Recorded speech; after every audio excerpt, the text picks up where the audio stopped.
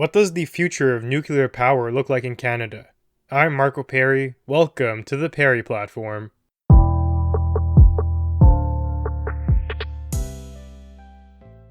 Reports indicate that the energy ministers from Alberta, Saskatchewan, Ontario, and New Brunswick announced a joint strategic plan to develop an initiative surrounding nuclear energy facilities in these respective provinces. A small modular reactor, also known as an SMR, is planned for construction at the Chalk River Laboratory site in Ontario by 2028, which will be the first of its kind in Canada. New Brunswick could follow with an SMR facility in 2030, and Saskatchewan plans to construct theirs by mid-2030. So, Canada is moving towards these small modular reactors, and numerous provinces have signed on to that idea. These SMRs are different than probably what they were imagining. If you're picturing the power plants of past, they had those giant structures, and they were quite costly to create, took up a lot of space, and you had to plan your whole facility around them. There were a few spots that actually worked. Now, with an SMR, they're small. Physically, they're a fraction of the size of these conventional nuclear power reactors, and they're modular, which means that they can be mass-produced in a factory, for example. With the traditional reactors, you had to actually construct them on the plant facility. They were just too large. What factory could produce a behemoth structure like that? But these SMRs can be mass-produced and shipped, and that does wonders for things like quality control and bringing costs down. Of course, they're less powerful, but you can make up for that in terms of quantity. The number of potential sites that can host an SMR increases dramatically now as well. Prior, you need a vacant plot of land in the ideal spot with the ideal conditions, and these are important for not only the functioning of the reactors, but to avoid any calamities. With an SMR, there just is more spots available because they're far smaller. They can fit into crevices and nooks and crannies that wouldn't be possible before. One of the prior complaints about nuclear power was that it did take just way too long to get up and running, but given the fact that these are modular now and can be produced in factories, we'll likely be seeing the end of that case against nuclear, especially as things ramp up. Given these estimates of Ontario having the facility ready by 2028, it is still quite slow, but I fully expect these things to pick up as we adapt the technology and get better at using it. A natural question arises around this point, and it is, what is nuclear power even? What are we talking about? Well, nuclear power comes from nuclear fission predominantly, especially when we're talking about the creation of it at power plants. There's a couple other ways to generate power via nuclear, but fission is the most common. Now, in nuclear fission, in a nutshell, what happens are atoms are split apart to form smaller atoms, and that releases tremendous energy. It's actually the principle behind things like nuclear weapons. Fission takes place inside the reactor in a controlled environment at a nuclear power plant. And as that's going on, heat's also produced as a byproduct of the reaction, byproduct of nuclear fission, and it's used to boil water, turn it into steam, which turns the blades of a steam turbine, producing electricity. Then, the plant cools the steam back into water, and the cooled water is reused to produce more steam. It's quite the virtuous cycle going on there. Now, one of the great things about this process is that you can produce tremendous power without many negative environmental impacts if done correctly, and that's where the caveat is. People will be quick to point that out. It has to be done correctly. If done poorly, well, there are many bad outcomes that can flow. One related to the immediate environment is if things like nuclear waste are not disposed of properly, they can destroy the surrounding environment and actually produce a radioactive wasteland for decades. Chernobyl is still radioactive to this day. So, if you're dabbling in nuclear power, it is something that has to be done with rigid standards, and there should be no room to deviate from that. And going beyond these local environmental impacts, Chernobyl is kind of a hint at where we'd be heading.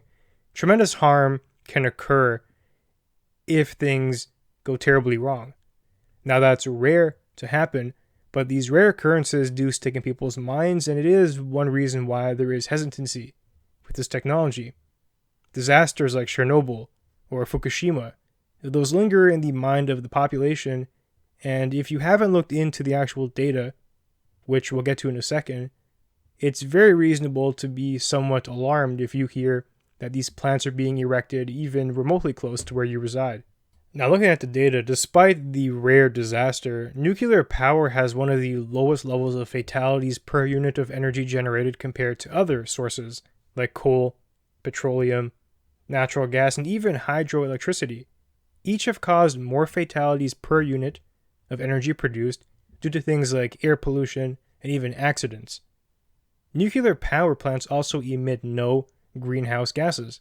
Now, to be pragmatic, even realizing that, I definitely understand that people would want to have some distance between them and the reactors, given the hypothetical chance of something happening like a meltdown.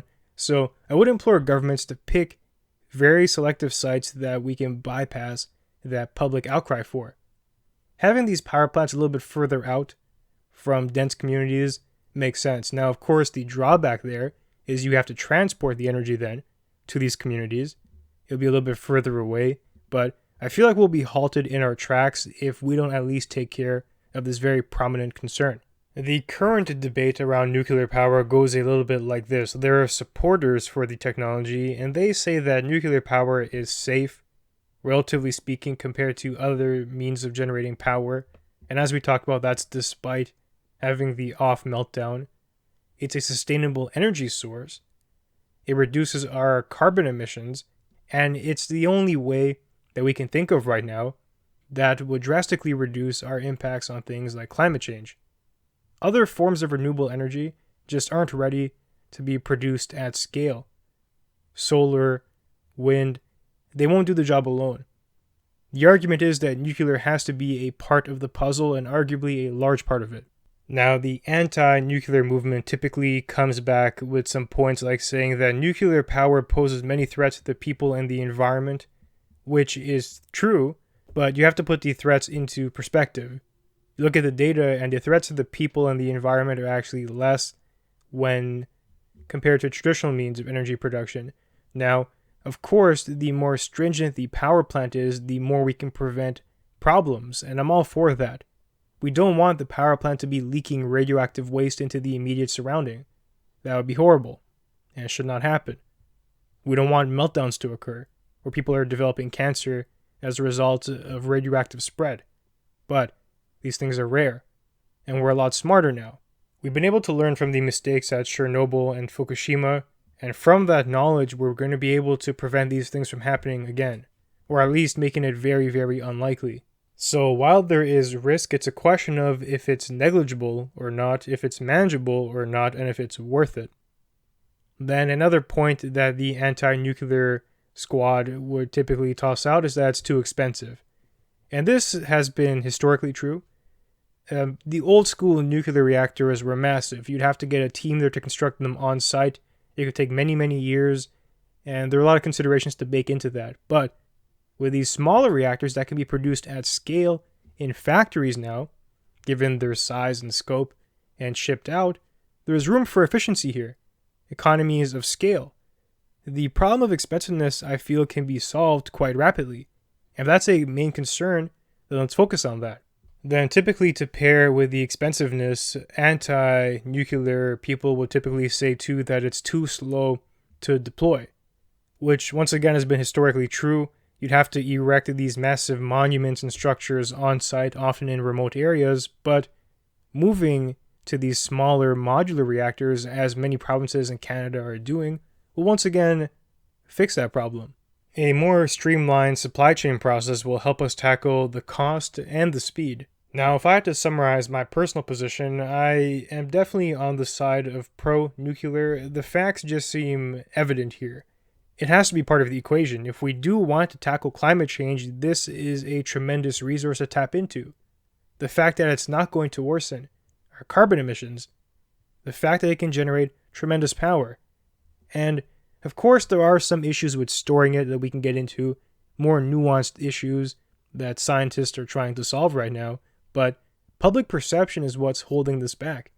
And that's largely attributable to the massive disasters that have happened in the past.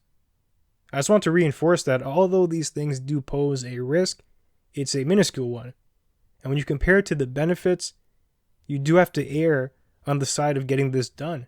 One thing that I've always found strange is you'll discover some environmentalists or people who are green, all for a green, sustainable economy, but then they'll be protesting against nuclear power. It's such a mismatch, and I can't help but feel that there's a misunderstanding there. They're envisioning nuclear power plants creating toxic wastelands in the immediate environment, but that does not have to be the case. And it shouldn't be the case, and we don't have to accept that vision. We can have the right protocols in place to prevent that. Nuclear tech is actually quite safe, by and large. Now, I will caveat that by saying, sure, we can also explore other means of energy production too. It doesn't have to be just nuclear.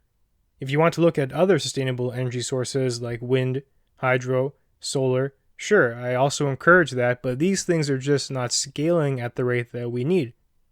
We cannot convert all of our energy needs to wind turbines. We can't offload it to that, but we could with nuclear. Now, maybe we don't need to do all of it offloaded to nuclear. We can rely on a spread of things, which is smart, diversifying to reduce our risk and reliance in case there is a problem with one source. I'm all for that, but nuclear has to have a more prominent spotlight in our public discourse. Now, with that, it does bring us to the end of our conversation for today. If you enjoyed the material, be sure to leave a review and share. It'll help us grow. And you can find me online at perryplatform.org and on social media at perryplatform. Thanks for joining me, and I'll see you soon.